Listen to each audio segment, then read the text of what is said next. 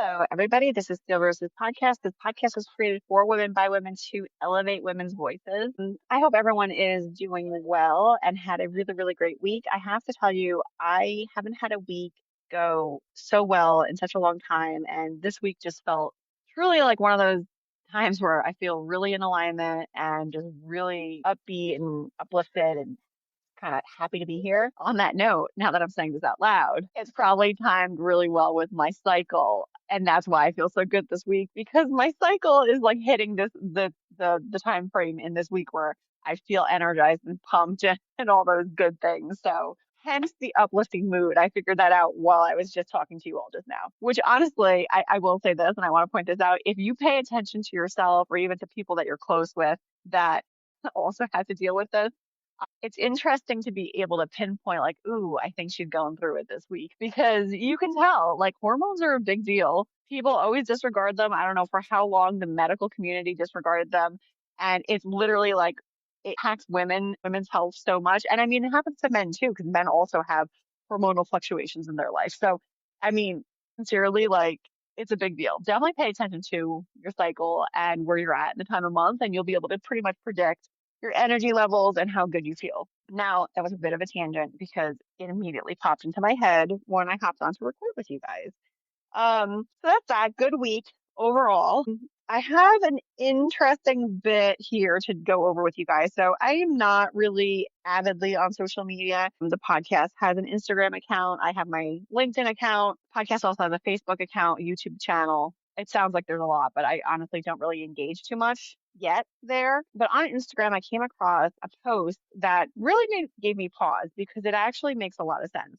So the original poster is winning.class, right? And the information in the post stopped me in my tracks because my kids were born in 2016 and 2017. So I'm going to read this out loud to you guys and then I'll discuss. So if your child is a Gen Alpha, born between 2013 and 2025, you cannot raise them the way you were raised. Their brain is growing up in a completely different world. Gen Alpha is the first generation that has never known life without screens. No before. Only constant information, constant stimulation, constant input. Their baseline is faster than yours ever was. This isn't about spoiled kids, it's about overloaded brains. In one day, they process more stimuli than previous generations did in a week. Their environment is louder, faster, and more intense. Their nervous system adapts to that speed. Fast visuals, instant feedback, endless novelty. So naturally, waiting feels harder, repetition feels boring, and boredom feels uncomfortable. But here's the real problem. It's not the stimulation, it's the lack of recovery.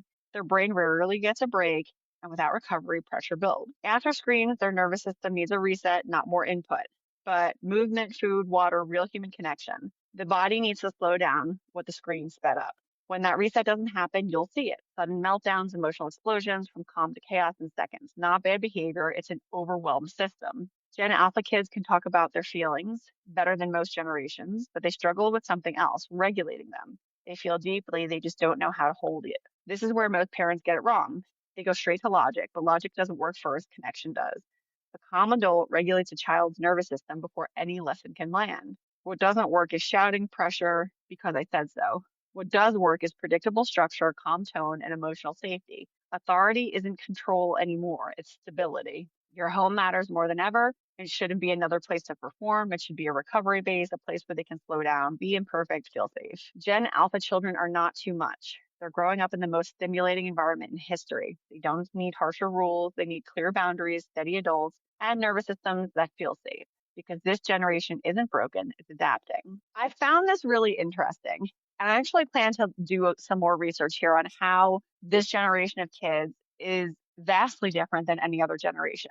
And it's interesting because I've talked about this a bit with colleagues and family members and other mothers too, where I noticed professionally even the generational gap between senior leadership currently in place who was born in the 70s and 80s, 60s, 70s, and 80s. And then you have this new generation coming up that was born in the early 2000s. Even that gap presents a difference because, and I've talked about this a little bit before, but you know, if you look at at how your parents raised you and then how your parents, how they, you know, how your parents impacted you, like us, our generation, and then how we're relaying information to the next generation, there is definitely some definitive areas where there's going to be a gap. So like professionally, you see it with up and coming or brand new to the industry that you're working in, people come in their early 20s and expect immediate gratification, immediate raises, immediate promotions within like a year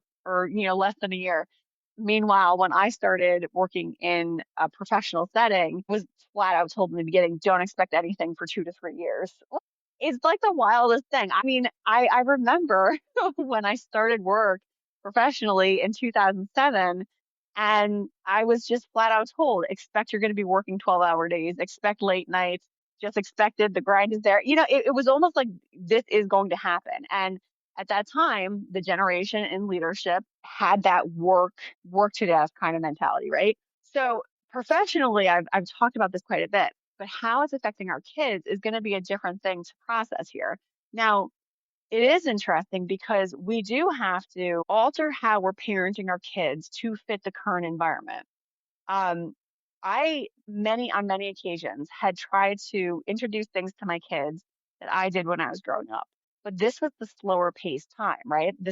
I grew up, prior to the internet being a thing, prior to social media, prior to smartphones, prior to cell phones in general, right? Like you're born in the 80s, like, I mean, I remember and the big thing was like the pagers, and the little Nextel like kind of thing in the US. That was a big deal. This generation has an opposite issue here. So where we were encouraged, go outside and play, go find the neighborhood kids, everyone would go outside and then kind of hang out outside all day, just hanging out in the neighborhood. This is a different time and place. Now, even beyond the technology and the wave of information that comes to our kids on a regular basis, there's also fear of what's out there because I remember when my mother would let me go with the neighborhood kids and my brothers and it would be my older brother, myself. So let's say he was 12, I was 10, and then my little brother, 7, 8 years old, was with us hanging out.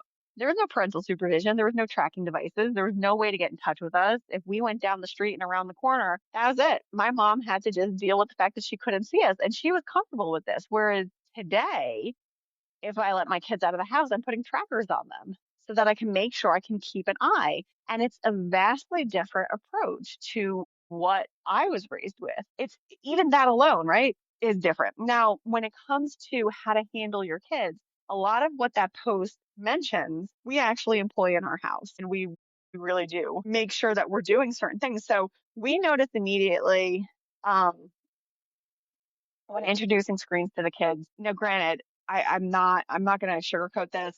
Sanity was stretched a little bit thin. I really am not going to try to justify it, but we did start our kids with screens when they were young. They were maybe 3, 4 years old the first time they actually grabbed a phone and were looking at it. And I remember the first time my son had the phone and was just staring. And I remember saying to my husband, "Oh my God, look, like he's like in a trance." And in the moment, I was like, oh my God, okay, I get a few moments to myself. Now, for the moms out there that want to judge that situation, please feel free. I actually feel pretty guilty about it, but it's something that I did. Not proud of it. Don't love that I did it. But to be perfectly honest with you, there was definitely times where I was like, I need a minute. I just need a break. I commend any mom who doesn't go with that. Anyone who can manage not giving their kids screens, am incredibly jealous that you're able to do it. And complete like kudos to you because that is really hard. I couldn't achieve it. I wish I had. I wish I had done things a little bit differently in certain situations, but I didn't. I did what I did, and now I deal with the repercussions. So they were introduced to screens fairly early. They didn't have it a lot. They didn't have it all the time, but they did have it. So there was that. From there, a couple years later, my son was 7, girls were 6. I had the grand idea that we would get a VR headset for Christmas. And almost immediately after purchasing that thing, I regretted it. I think within about 5 minutes because I very quickly, and I am not kidding when I say in the first few minutes of my son putting it on, it clicked. And I was like, oh my God, this isn't good. Now, I am not a stupid person. I do consider myself kind sensible and, you know, get alert and like paying attention to things. But for some reason, not for some reason, I was so excited to do this and to be able to gift that to my kids that I didn't think through what the repercussions were going to be. So, first and foremost, you're exposing your kids to an online world. That means that anybody is there in that online world and can come for your kid basically virtually. So, there was that hurdle. We had to get in there and make sure there was the correct parental block. So, that was like a whole big thing. Get that under control. But then we noticed the behavioral impact. That's the second time I felt stupid. First, felt stupid about exposing my kids. Second, felt stupid about the impact it was going to have on my kids mentally. And we saw the immediate impact on my son. He was the one who mostly went for it. He was the one who really wanted to use the VR headsets for the most part. And we saw how aggressive he would get while using it. So, what did we do? We hid it. Told them I was in the shop.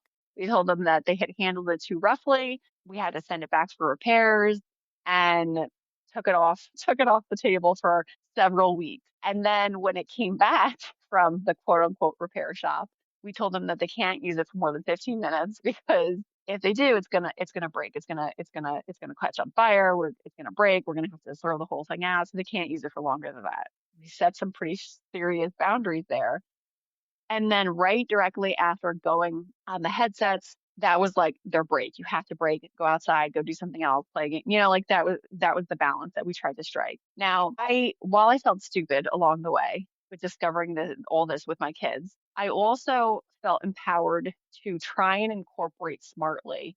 How are the kids using their screens? What are they doing? So over some of their breaks, what I would do is I would set up like reward times. So us to, if somebody wants to use their tablet, for example, when they're home on spring break, I'm working. I don't want them to be on their tablets the whole time. So what's the process? They have to earn that tablet time. In order to earn the tablet time, they have to do chores. They have to do activities. I need to see some exercise. They got to get on the treadmill.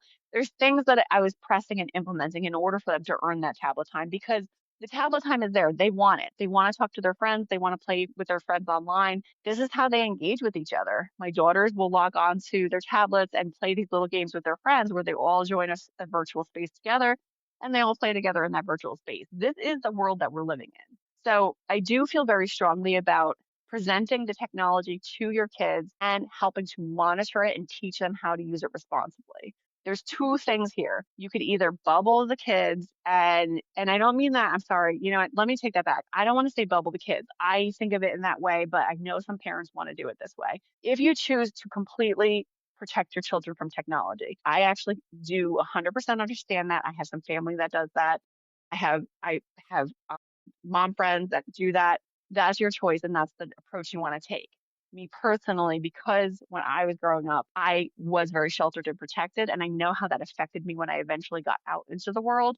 I wanted to do the opposite for my kids. I wanted to make sure that we were preparing them here at home. That way, when they do eventually venture out into the world, they're not completely blown away. So, how do you achieve this? You slowly introduce things responsibly to your kids, teach them boundaries, teach them how to deal with it. If you're taking those steps, then at some point, when your child tries to spread their wings, you're not going to be terrified. You're not going to be afraid of everything that's out there because you are going to know that you've done what you can to prepare your kids to use technology. How are you going to approach things if you are at your friend's house and they pull out, a VR headset or they pull out some games or you're gaming online and you get into a situation where you find yourself stuck in a virtual room with people that are bullying. How are you handling that? My kids are being prepared for that. And that's the approach that we take here is making sure that they understand what's happening, they know what to do, and then making sure that like we're seeing them pull those steps through at home. It's really hard to do. And it's something that, to be perfectly honest with you, is an everyday, all day thing that we have to tackle here. So it's a lot of work, but it is an approach that we feel really strongly about here at our house. I hope that's some good food for thought. I think you should consider it. I think you should also do your own research. Look at how technology impacts kids. There is a lot of research about how detrimental it is. And so I think it is crucial that we're teaching some boundaries here and how to handle the technology. I'm going to do more on this. I think this topic is pretty important and it impacts our families directly. So more to come here. I hope you all have a fabulous weekend. I'm hoping you all had a really great week, and I will catch you on the next one. Take care.